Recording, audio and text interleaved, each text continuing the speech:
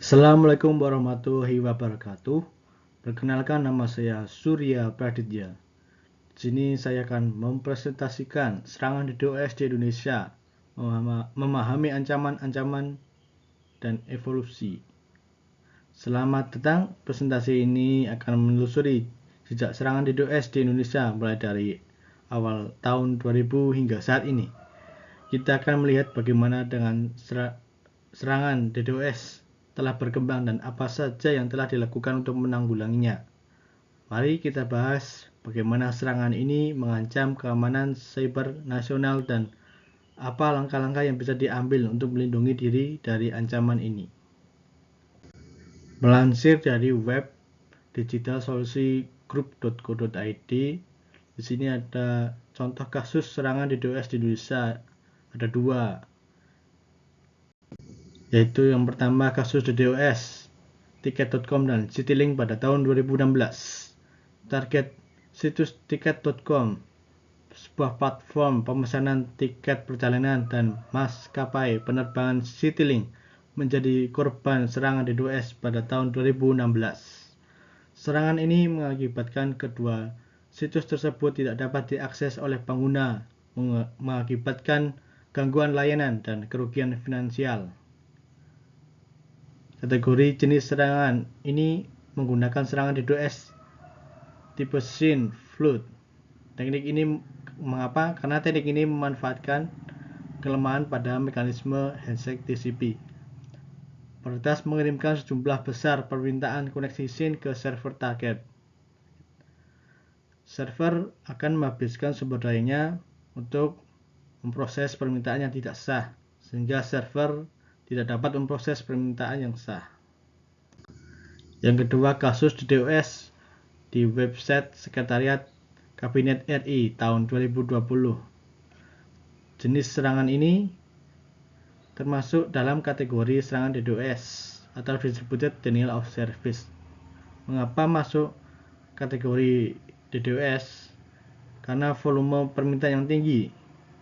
Dalam serangan DDoS, penyerang biasanya mengirimkan sejumlah besar permintaan ke server dalam waktu yang sangat singkat.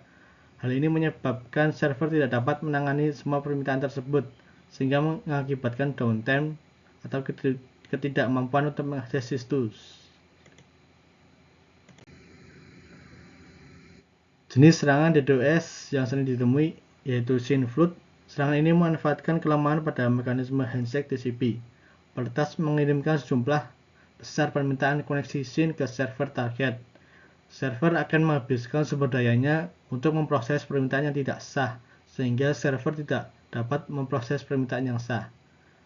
Kedua, DNS amplification. Serangan ini memanfaatkan DNS resolver untuk memperkuat serangan DDoS. Peretas mengirimkan permintaan DNS ke server DNS resolver yang dikonfigurasi secara salah. Server DNS resolver akan mengirimkan respon yang besar ke target, mengakibatkan server target kewalahan. HTTP flood. Serangan ini mengirimkan sejumlah besar permintaan HTTP ke server target. Server target akan kewalahan memproses semua permintaan yang tidak sah, sehingga tidak dapat memproses permintaan yang sah. Dampak serangan DDoS. Yang pertama, gangguan layanan. DDoS dapat menyebabkan situs web atau layanan online tidak dapat diakses oleh pengguna. Yang kedua, kerugian finansial. DDoS dapat mengakibatkan kerugian finansial, baik langsung maupun tidak langsung. Yang ketiga, kerusakan reputasi. DDoS dapat merusak reputasi suatu organisasi atau individu. Langkah-langkah pencegahan di serangan DDoS. 1. Mitigasi DDoS. Gunakan solusi DDoS mitigasi yang efektif. Yang kedua, peningkatan keamanan, perkuat keamanan jaringan dan sistem. Yang ketiga, deteksi dini.